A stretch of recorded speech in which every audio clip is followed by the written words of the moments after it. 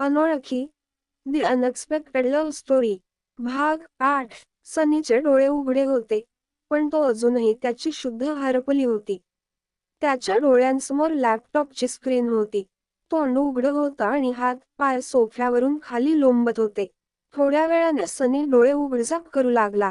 त्याने आपलं तोंड जोरात हलवलं आणि पुन्हा लॅपटॉपच्या स्क्रीनकडे पाहिलं.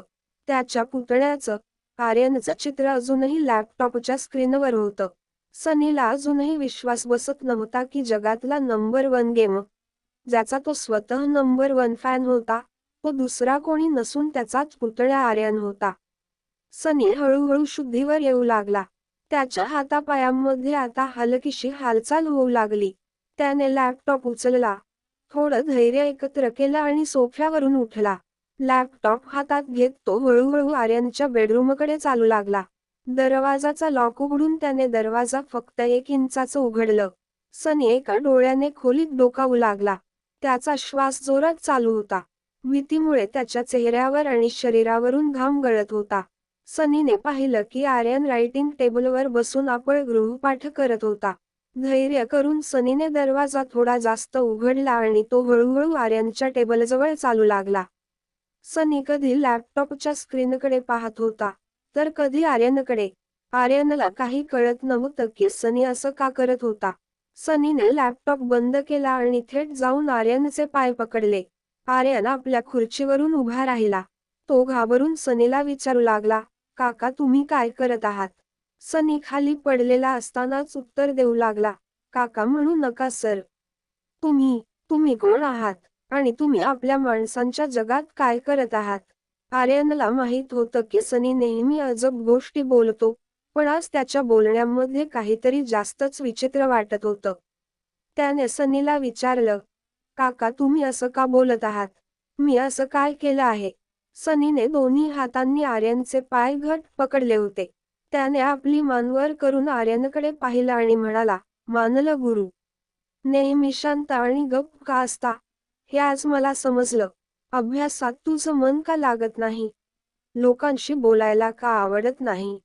आणि नेहमी या बेडरूमच्या 4 भिंतीत का असता? या मूर्खाला आज समजलं.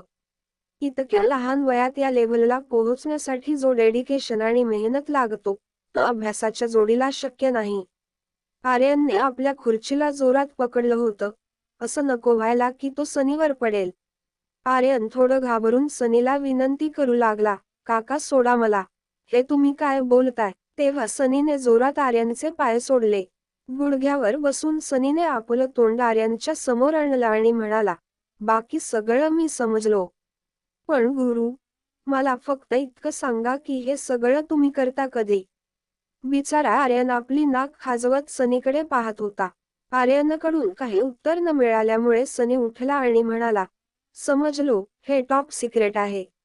मी पण वचन देतो, तुमचं हे सिक्रेट गुप्तच ठेवीन. Don't worry, sweet angel. Sorry, top secret.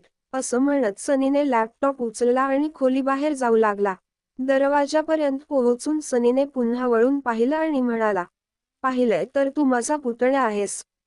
फक्त एवढं सांगतो, जर या गोष्टींचं दादाला कळलं, तर काय होईल माहिती नाही. पण एवढं लक्षात ठेव, तुझ्या प्रत्येक पावलावर मी तुझ्यासोबत आहे. आर्मी सैनिकासारखा सनीने आर्यनला सॅल्यूट केला आणि तिथून निघून गेला. Presidential sweet 2402. अनिका आपल्या स्वीटमध्ये आली. ती बेडरूममध्ये गेली आणि नेहमीप्रमाणे रिया तिच्या कानात हळू लावून टॅबलेटवर गेम्स खेळण्यात व्यस्त होती. अनिकाने ड्रॉवरमधून रियाचा मोबाईल फोन काढला. रियाच्या कानातून हळू काढत तिने विचारलं, बाळा, मम्माचा फोन खराब झालाय. मी तुझा फोन वापरू शकते का? उद्या तुला नवीन फोन घेऊन देईन. रिया म्हणाली, ठीक आहे, you can keep it. Riya परत हळू कानात लावत म्हणाली, माझ्याकडे टॅबलेट आहे. हॉटेलचं वायफाय आहे. मी माझ्या जगाशी कनेक्टेड राहू शकते. तू माझा फोन वापरून तुझ्या जगाशी कनेक्टेड राहा. कधी कधी रियाच्या बोलण्यांमुळे अनिका विचार करायची की त्यांच्यात मोठं कोण आहे. अनिकाने हसत रियाच्या गालावर किस करत म्हटलं, thank you my love. Bedroom बाहेर येऊन अनिकाने रियाच्या फोनमध्ये स्वतःचं सिम कार्ड टाकलं. सिम कार्ड टाकताच फोन वाजायला लागला. राजलक्ष्मी बहुतेक बऱ्याच वेळेपासून अनिकाला फोन करत होती. अनिकाने कॉल उचलताच राजलक्ष्मीची घाबरलेली आवाज आली. तुम्ही कुठे आहात मॅडम? मला वाटतंय मिस्टर रोहित मारवाला समजलंय की तुम्ही मनालीत आहात. बॉलरूममध्ये रोहितने लोकांमध्ये डॉक्टर अमृताबद्दल विचारलं होतं. तेव्हा अनिकाला आश्चर्य वाटलं होतं. अनिकाचं मन विचार करू लागलं की रोहितला कसं कळलं की डॉक्टर अमृता मनालीमध्ये आहे. राजलक्ष्मी फोनवर म्हणाली, मॅडम, मला खात्री आहे की ते तुमचा फोन ट्रॅक करत आहेत. हे फार मोठं जाळं आहे. हे ऐकताच अनिकाला हसू फुटलं. तिने राजलक्ष्मीला म्हटलं, राजलक्ष्मी प्लीज, रोहित मारवा इतका मोठा बिझनेसमन असून एका डॉक्टरला कशाला ट्रॅक करेल? अनिका आणि राजलक्ष्मी यांची चर्चा चालू असतानाच कॉल वेटिंगवर गौतम घुलेले यांचा फोन आला. स्क्रीनवर गौतमचा नंबर पाहताच अनिकाने राजलक्ष्मीला म्हटलं, मला एक महत्त्वाचा कॉल येतोय. मी तुला नंतर फोन करते. इतकं बोलून अनिकाने दुसऱ्या कॉलला रिसीव्ह केलं. कॉल कट होताच गौतमचा गंभीर आवाज तिच्या कानावर पडला. मला माहित नाही याचा तुला काही फरक पडेल की नाही. पण लहानपणी माझ्या बहिणी ज्योतीने तुला खूप सांभाळलंय. म्हणून मी विचार केला की तुला एकदा सांगावं. ज्योती खूप क्रिटिकल आहे. तिला लाईफ केअर हॉस्पिटलमध्ये ऍडमिट केलंय आणि तिच्याकडे जास्त वेळ नाहीये. गौतमने एवढं सांगून फोन कट केला. अनिकाच्या आईच्या निधनानंतर ज्योती आत्या एकमेव होत्या ज्यांनी अनिकाला आपलं मानलं होतं. लहानपणी ज्योती आत्यासोबत घालवलेले क्षण क्षणात अनिकाच्या डोळ्यांसमोर झळकले. तेव्हाच ज्योती आत्याची मुलगी प्रीतीचा फोन आला. अनिकाने ताबडतोब फोन उचलला. प्रीतीच्या आवाजावरून स्पष्ट दिसत होतं की ती बऱ्याच वेळेपासून रडत होती.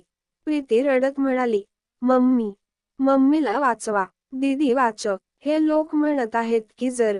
इतकं बोलून प्रीती जोरजोरात रडू लागली. ती काहीतरी सांगू पाहत होती, पण ती सांगू शकत नव्हती. अनिका तिला वारंवार विचारू लागली, काय म्हणाले ते प्रीती? बोल, काय म्हणाले ते लोक? प्रीती काहीच सांगू शकत नव्हती. फक्त तिच्या सिसक्यांचा आवाज वाढत होता. अनिकाने आपल्या वैद्यकीय जीवनात अनेक मोठे चमत्कार पाहिले होते. ती आपल्या ज्योती आत्याला वाचवण्यासाठी कोणतीच कसर सोडू शकत नव्हती. रडणाऱ्या प्रीतीला धीर देत अनिका म्हणाली, तू काळजी करू नकोस प्रीती. मी येते. आत्याला काही होऊ देणार नाही. I promise. Presidential sweet 2401. त्या प्रेसिडेन्शियल स्वीटमध्ये दरवाजाची बेल वाजली. सनीने आयवीवरवर पाहिलं. आर्यन चिटीचं मिस मॅरी आली होती. दरवाजा उघडताना सनीला हसू येत होतं. तो मनातच विचार करत होता, माझा पुतण्या इतका मोठा गेम आहे. ही त्याला शिकवून स्वतःच आणि आर्यनचं दोघांचंही वेळ वाया घालवते. सनीने मोठं स्माईल देत मिस मॅरीला म्हटलं, welcome teacher. May you have a good session. Miss मॅरीने सनीकडे रागाने पाहिलं. आज सनीचं वागणं तिला काहीतरी वेगळं वाटत होतं. मिस मॅरी वेगाने आर्यनच्या बेडरूमकडे गेली. दरवाजापाशी थांबली. मिस मॅरीने सनीला इशारा करत सांगितलं, लक्षात ठेवा, मी माझ्या विद्यार्थ्यासोबत असताना मला कुठलाही खंड पडता कामा नये. सनीने पाय ओलांडत बीन बॅगवर बसत कानात हेडफोन्स घालत म्हटलं, ओके मॅम, आणि तुमच्याही बाबतीत तेच.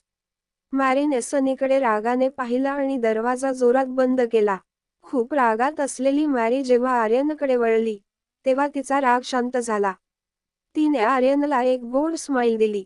पण टीचरच्या स्माईल पाहून आर्यनचा चेहरा अगदी उदास झाला. त्याने रायटिंग डेस्कवरून लाकडी रुलर उचललं. आर्यन रायटिंग डेस्कवरून उठून टीचरकडे गेला आणि रुलर तिला दिला आणि आपला हात पुढे केला. मॅरीने एकामागून एक 3 वेळा आर्यनच्या छोट्या हातांवर लाकडी रुलरने मारलं. आर्यनने आपली डोळे बंद केली, दात कडक केले आणि हाताची मुठ घट्ट पकडली. त्याला जोरात ओरडावंसं वाटत होतं. पण त्याला माहिती होतं की तोंडातून आवाज काढल्यास शिक्षा आणखी कठोर होईल.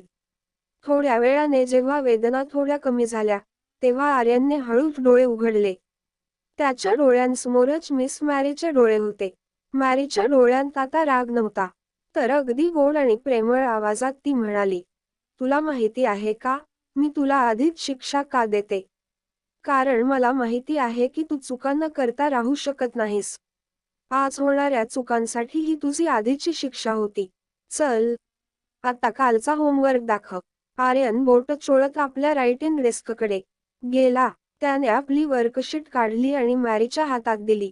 वर्कशीट चेक करताना मॅरी हळूहळू आपल्या एक्सप्रेशन्स बदलू लागली आणि मग वर्कशीट दोन्ही हातात पकडून फाडली. आता मॅरीचा आवाज मोठा आणि कठोर झाला. हे काय आहे आर्यन? तू कधीच कोणतंही काम नीट का करत नाहीस? मी तुला इतिहासाचा होमवर्क दिला होता आणि इथे तू गणिताचे प्रश्न सोडवले आहेत. तुझ्या इतकं मूर्ख मूल मी आयुष्यात कधी पाहिलं नाही.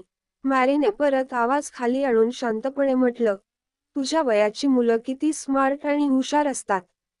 तू जरी 6 वर्षांचा झाला असलास तरी तुझं डोकं 1.5 वर्षाच्या मुलासारखं आहे. तू तुझ्या कुटुंबासाठी एक ओझं आहेस. तुझ्यामुळे तुझे बाबा आपल्या कुटुंबापासून दूर गेलेत. माहीत आहे का? कारण सर्वांना याची लाज वाटत होती की मारवा घराण्याचा वारस एक वेडसर आहे. तुझ्या जुन्या शाळेने तुला हेच कारण देऊन काढलं होतं. तू वेडा आहेस आणि तुझ्यामुळे बाकीच्या मुलांवर चांगला परिणाम होत नाही. तुझ्या बाबांची किती बदनामी होते याचं मला खूप वाईट वाटतं. मिस मॅरीने अचानक आपला मूड बदलला आणि आर्यनच्या चेहऱ्यावर हात फिरवत म्हणाली, मी तर तिचा आहे आणि माझं काम तुला चांगली शिकवण देणं आहे. चल आज आपण गणित शिकू. मॅरीने आर्यनच्या खांद्यांना धरलं आणि दोघंही रायटिंग डेस्कवर जाऊन बसले. मॅरीने आर्यनला पुस्तक उघडून शिकवायला सुरुवात केली. आर्यनच्या डोळ्यात अश्रू होते. त्याची नजर पुस्तकावर होती. पण त्याच्या मनात मॅरीच्या आवाजाचीच पुनरावृत्ती होत होती. तू वेडा आहेस. तू वेडा आहेस. Presidential sweet 2402. हॉस्पिटलला जाण्यासाठी अनिका आपल्या स्वीटच्या बाहेर आली. तिने रियाला एक गुड बाय किस देऊन दरवाजा बाहेरून बंद केला. अनिकाला वाटतं होतं की ज्योती आत्या एकदा तरी रियाला पाहतील. तिला माहीत होतं की आत्या रियाला पाहताच सर्व काही विसरून तिला आपुलंसं करतील. पण तिला माहीत होतं की हॉस्पिटलमध्ये कामिनी आणि तिची आई असतील. रियाला त्रास देण्याची संधी त्या दोघी गमावणार नाहीत. लिफ्टचं दार उघडताच अनिका लिफ्टमध्ये गेली. दार बंद तर झालं, पण लिफ्ट सुरू झाली नाही. दार पुन्हा उघडलं.